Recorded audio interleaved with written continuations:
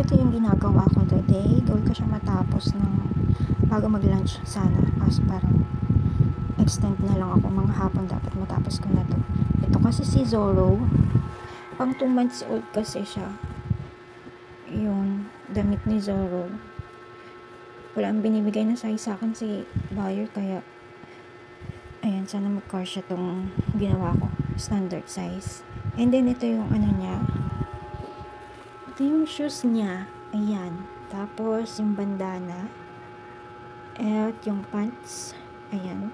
So wala pa ko yung wrist, ay hindi. Ano nga yun? Waistband. At saka yung mga espada ni Zoro. Yung 3 espada. And then ito naman si Jiraiya. Ewan ko anong bigkas nun. Sa Naruto Shippuden. Ayan. Ito yung, hindi ko alam. Basta nasa likod to eh. Kulang pa yung details niya, pero ganito na lang yung ginawa ko. Tapos ito yung sa kamay niya. Tapos yung slipper niya. Bakit may ano dito? Hindi ko pa pala nagupit. And then ito yung damit niya. Gray yung color nito. Ayan. Kita naman pala sa camera. Gray. Tapos green. Ayan. Ayan. Ito. Tapos yung hair niya. Yung headdress ni Jiraiya. Napakahirap pong gawin niya na.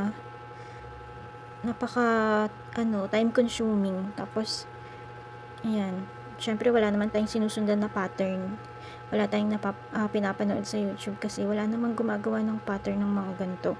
So talagang freehand lang siya, freehand lang yan, wala po tayong pattern. Yan yung headdress ni Jiraiya. Ayan, Naruto. Tapos ito, meron akong return kahapon. Ito siya, si Chopper ng One Piece.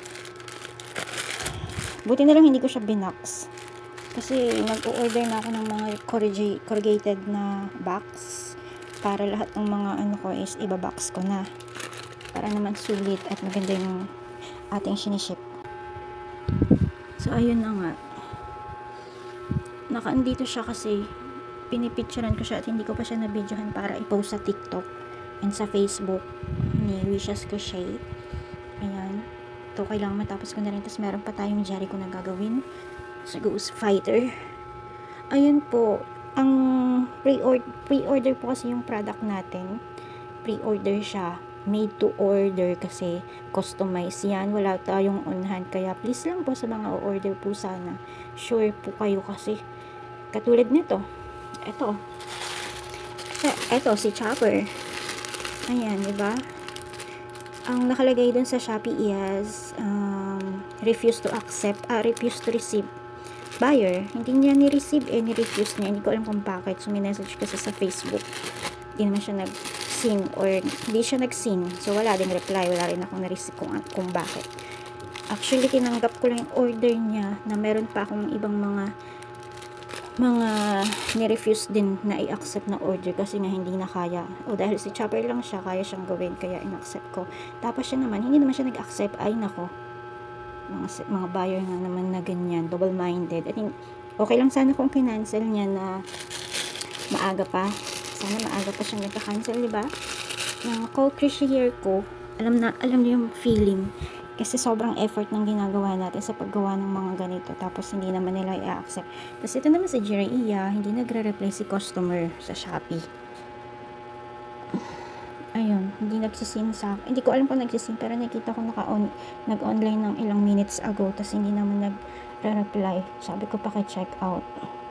So, ayan, hindi ko alam kung magiging pera ba tong mga effort ko na to or magiging stock ko siya.